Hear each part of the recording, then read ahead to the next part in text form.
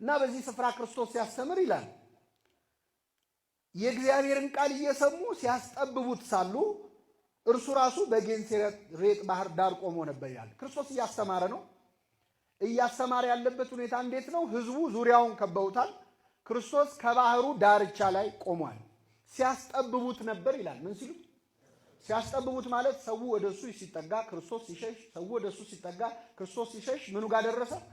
ባህሩ ጋር ደረሰ። ሊገባ ትንሽ ቀረው ማለት ሊሰጥም ወደ ባህሩ ሊገባ ትንሽ ቀረው። ህዝቡ በጣም ብዙ ነው። የክርስቶስ ትምህርት ደግሞ እንግዲህ የኛ ኃጢአተኞቹንም ትሰማላችሁ። ክርስቶስ እግዚአብሔር ነው አይደለም? ስለዚህ መለኮታዊ ቃሉ ስለነበር ህዝቡ በትምህርቱ ጣም ተመስጦ ምን እንደሰማ እንዴት እንዳለ የቱ ጋር እንደቆመ ሳይታወቀው ወደ ክርስቶስ ይጠጋ ነበር። ሲጠጉ ያስጠብቡት ነበር። ቦታው እየጠበበ መጣ።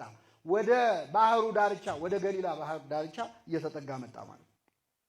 በባህር ዳርም ቆመው የነበሩትን ሁለት ታንኳዎች አየ። አሳ አጥማጆች ግን ከነርሱ ውስጥ ወጥተው መረቦቻቸውን እያጠቡ ነበር። ከታንኳዎቹም የስምዖን ወደ ነበረች ወደ አንዲቱ ገብቶ ከምድር ጥቂት ፈቀቅ እንዲያደርጋት ለመነው ይላል። ከምድር ጥቂት ምን እንዲያደርጋት? ራቅ አድርግልኝ፣ ህዝቡ ወደዚህ እየመጣ ነው፣ ይዞኝ ገደል ከመግባቱ በፊት ህዝቡን እንድሸሸው አንተ ታንኳ ላይ ልውጣና ታንኳው ህዝቡ በደንብ እኔን ማየት እንዲችል ታንኳውን ከምድር ምን አድርግልኝ?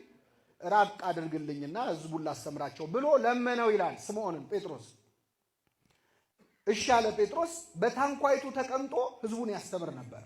ክርስቶስ ነገሩን ከጨረሰ በኋላ ጌታችን ትምህርቱን ከጨረሰ በኋላ ስምዖንን ወደ ጥልቁ ፈቀቅ በል፣ መረቦቻችሁንም ለማጥመድ ጣሉ አለው።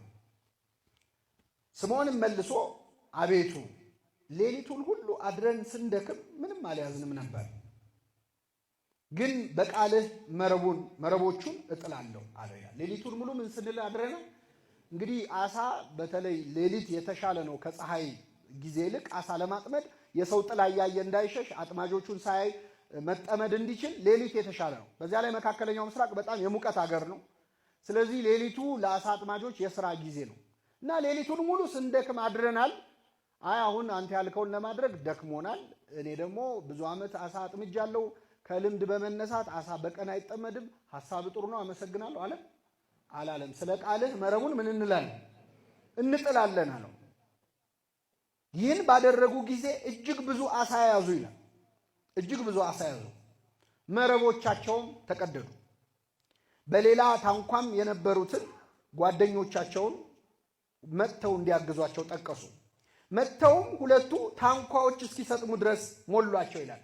ሌሎች ጓደኞቻቸው መጥተው አገዟቸው። መረቡ እየተቀደደ ነው፣ አሳው በጣም ብዙ ነው። ተጋግዘው ሞሏቸው። ሁለቱ ታንኳዎች ሊሰጥሙ እስኪደርሱ ድረስ ደረሱ።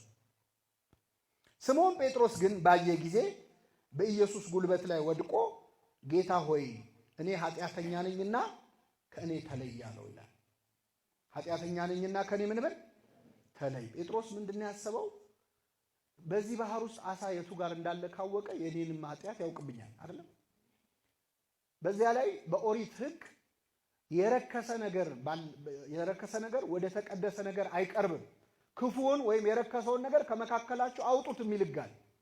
ስለዚህ ጌታ ወደ ጥልቁ ጣሉትና መረቡን ብሎ በጣም ብዙ አሳ በአንድ ጊዜ እንዲያዝ ሲያደርግ ሲያየው ክርስቶስ ቅዱስ መሆኑን አወቀ። ጴጥሮስ ቅድስና እንዳለው አወቀ። እሱ ደግሞ ምንድን ነው?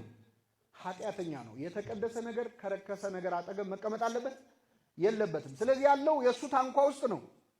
እሱ ጥሎ ሌላ አይችልም። ታንኳ የእሱ ስለሆነ እባክህ ጌታ ሆይ ኃጢአተኛ ነኝና ከኔ ምን በላል ተለይ አለው፣ ከኔ ራቅ አለው።